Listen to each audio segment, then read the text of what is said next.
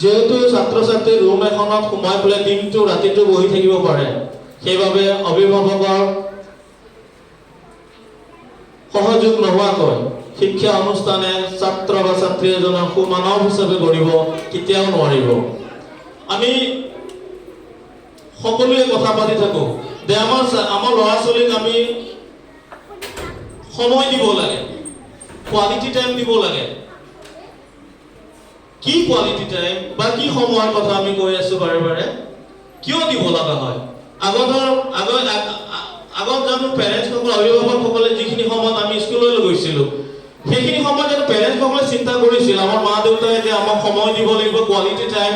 হয়তো মা দেউতাই কোৱালিটি টাইম বা সময় দিব লাগিব সেই কথাটো চিন্তাই কৰিব পৰা নাছিল। কিন্তু আজিৰ দিনত এইটো খুবেই মুখ্য প্ৰয়োজন হৈ পৰিছে।